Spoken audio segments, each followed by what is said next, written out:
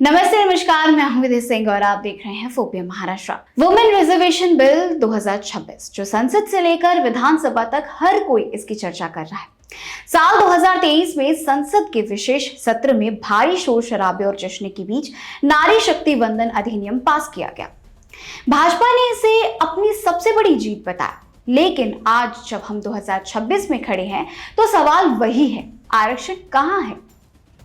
विपक्ष का सीधा आरोप है कि ये बिल महिलाओं को अधिकार देने के लिए नहीं बल्कि हेडलाइंस बटोरने के लिए लाया गया है। सरकार ने इस बिल के साथ दो ब्रेक लगाया, पहला जनगणना और दूसरा डिलिमिटेशन। विशेषज्ञ पूछ रहे हैं, यदि नियत साफ थी तो इसे तुरंत लागू करने में किसने रोका था? इस विधेयक का सबसे बड़ा विवादास्पद पहलू है सबसे पहले ओबीसी और दूसरा अल्पसंख्यक महिलाओं के लिए अलग से कोटा न होना। भाजपा के दावों के विपरीत विपक्षी दलों का तर्क है कि बिना ओबीसी कोटे के यह आरक्षण केवल स्वर्ण और उच्च वर्गीय महिलाओं तक ही सीमित क्यों रह गया है। राहुल गांधी ने बार बार सरकार से पूछा है कि देश को चलाने वाले 90 सचिवों में से केवल 3 ओबीसी क्यों हैं। यही तर्क यहां भी लागू होता है। क्या भाजपा पिछड़ी जातियों की महिलाओं को नेतृत्व में नहीं देखना चाहती? जाति जनगणना की मांग को ठुकराकर सरकार ने यह संकेत दिया है कि उसका मकसद समावेशी नहीं बल्कि केवल प्रतीकात्मक राजनीति है। इस पर राहुल गांधी ने क्या कहा, आइए एक बार नजर डालते हैं। नमस्कार, आज मैं एक बहुत जरूरी मुद्दे पे आपसे बात करना चाहता हूँ। ये हर देशवासी के लिए जरूरी है, मगर पिछड़ा वर्ग, दलित, आदिवासी महिलाओं के लिए ये सबसे जरूरी मुद्दा है। ये आपके भागीदारी के बारे में है। 2023 में पूरे देश ने, सब पार्टियों ने महिला आरक्षण बिल को पूरा समर्थन दिया था। कांग्रेस पार्टी सबसे आगे थी। सालों के लिए हम महिला बिल पास करना चाह रहे थे। अंत में 2023 में हुआ। भारतीय राष्ट्रीय कांग्रेस की तरफ मैं नारी शक्ति वंदन अधिनियम 2023 के समर्थन में खड़ी हुई। भारतीय राष्ट्रीय कांग्रेस की मांग कि यह बिल फौरन अमल में लाया जाए। 2018 में मैंने प्रधानमंत्री को यह चिट्ठी लिखी। इसमें साफ लिखा है कि महिला आरक्षण को जल्दी से जल्दी इंप्लीमेंट किया जाए। यहां मैंने कहा है कि 2019 में महिला आरक्षण इंप्लीमेंट हो जाना चाहिए। उसके बाद 2023 में मैंने भाषण दिया, पार्लियामेंट हाउस में भाषण दिया, अनेक भाषण दिए, जिसमें मैंने कहा कि महिला आरक्षण देश के लिए जरूरी है और जल्दी से जल्दी इंप्लीमेंट हो जाना चाहिए। In my view, it is quite simple. This bill can be implemented today by giving 33% of the seats in the Lok Sabha and the Vidhan Sabha to India's women. I would like to have seen OBC reservation included in this bill. I think it is very important that a large chunk of India's population, large chunk of India's women should have access to this reservation, and that is missing in this bill. भाई और बहनों, अब बहुत बड़ी बेईमानी की जा रही है। प्रधानमंत्री नहीं चाहते कि कास्ट सेंसस, नए सेंसस, ओबीसी सेंसस के बेसिस पे यह निर्णय लिया जाए। वो चाहते हैं कि 2011 का सेंसस यूज किया जाए, जहां पे पिछड़े वर्ग का नंबर है ही नहीं। वो आपकी जो भागीदारी है उसको आपसे छीनना चाहते हैं। हमारा कहना है नया सेंसस चालू हो गया है, आप कह रहे हो कि ओबीसी सेंसस आप कर रहे हो, तो उस सेंसस का प्रयोग करके आप महिला बिल क्यों नहीं पास कर रहे हो?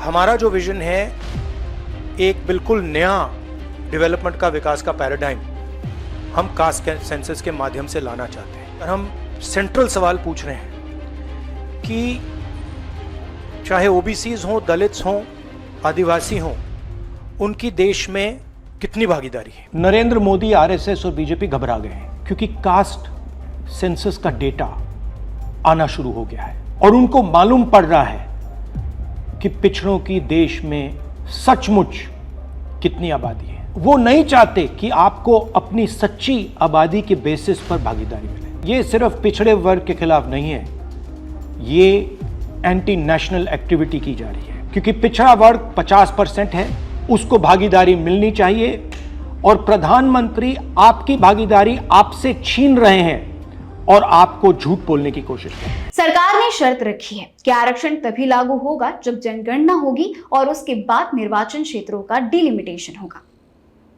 विपक्ष इसे चुनावी धोखाधड़ी कह रही है।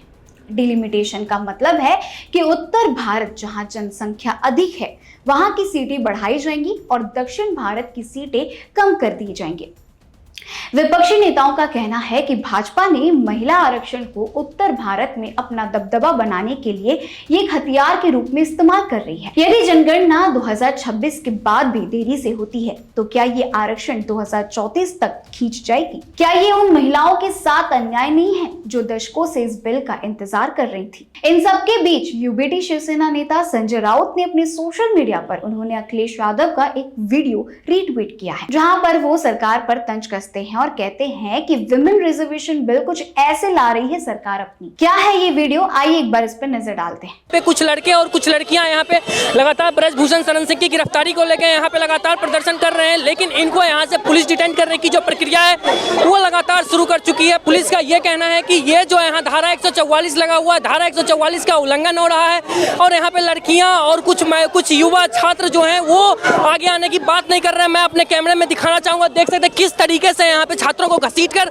गाड़ी में बैठाने की जो प्रक्रिया है वो शुरू कर दी गई है और इनका साफ तौर पे यही कहना है पुलिस प्रशासन का, ये इन्हें डिटेन करने की प्रक्रिया जो है वो शुरू कर दी गई है। ये यहाँ पे दिल्ली पुलिस का ये जो रवैया है वो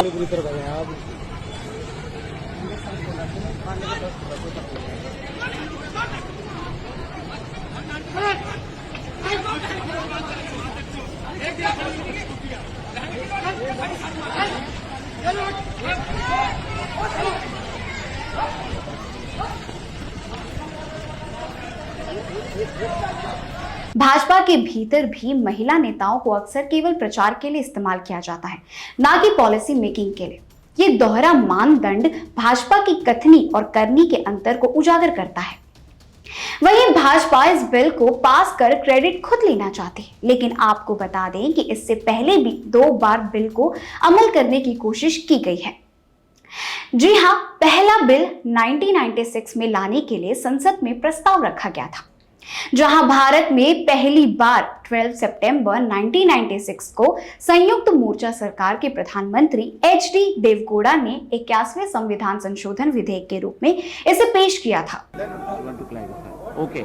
Sir, on 10th October, the elections results of Uttar Pradesh Assembly was finally declared by the Election Commission. Till 17th of October, the governor has given sufficient opportunity to all political parties, including the so-called the single largest party, to explore all possibilities and come before him whether they are in a position to muster strength to form the government, to give a stable government. It was the 1 week he waited to send the report to Government of India or to the President. Sir, they have totally failed. No political party was able to muster the strength or to, with the combination of other political parties, they were unable to submit the list to the governor, and then the governor has no option except to send the recommendation to Government of India and also to the President of India. Sir, under these circumstances, there is no option except to impose the President rule in Uttar Pradesh. Sir, recently, the elections which was conducted, the 3 by-elections, where the BJP has tried its best to see that their candidates are to win the election, all the three Bhajapa candidates in Rajya Sabha election was defeated. That itself is a clear indication that the people of Uttar Pradesh, the mandate given was for secular democracy, for parties who have got the secular democracy, the commitment to secular democracy. That is a clear indication. Sir, I would like to make it clear, even with all differences among ourselves, for the BSP or the Samajwadi Party or Congress or other the parties which are now running the government, they have got differences. With all these things, all the 3 Bhajapa candidates set up in this recent by-election to Rajya Sabha was totally defeated. That itself is a clear indication. And much more than that, it is a secret ballot. It is a secret ballot where they could have played all type of. Gita Mukherjee की अध्यक्षता वाली एक संयुक्त संसदीय समिति ने इस पर विस्तृत रिपोर्ट भी दी, लेकिन भारी विरोध और राजनीतिक अस्थिरता के कारण ये बिल पारित नहीं हो सका और लोकसभा भंग होने के साथ ही लैप्स हो गया। वहीं यूपीए सरकार के दौरान प्रधानमंत्री मनमोहन सिंह ने इसे 2008 में राज्यसभा में पेश किया ताकि यह दोबारा लैप्स ना हो। 9 मार्च 2010 को भारी हंगामे के बीच यह राज्यसभा में ऐतिहासिक बहुमत के पास हुआ। लोकसभा में सहयोगी दलों और कड़े विरोध और ओबीसी कोटा की मांग के कारण इसे पेश नहीं किया जा सका। आखिरकार 2014 में लोकसभा भंग होने पर यह फिर से लैप्स हो गया। महिला आरक्षण विधेयक एक ऐतिहासिक कदम हो सकता था, लेकिन भाजपा की शर्तों वाली राजनीति ने इसे एक अनिश्चित भविष्य की ओर धकेल दिया है। क्या वास्तव में महिलाओं का सशक्तिकरण है या ये केवल आने वाले विधानसभा और लोकसभा चुनावों के लिए तैयार किया गया एक भव्य सेट? जनता अब इस कागजी शेर की हकीकत समझ रही है। आपको क्या लगता है, वुमेन रिजर्वेशन बिल आखिर क्यों लाया जा रहा है, और उसे तब जब खासकर ममता बनर्जी की सरकार आने वाले बंगाल में जीतने वाली है? आपकी क्या राय है, हमें ये कमेंट सेक्शन में लिखकर जरूर बताइएगा। मुंबई महाराष्ट्र से जुड़ी ऐसे ही बड़ी तमाम खबरों के लिए देखते रहिए 4PM महाराष्ट्र।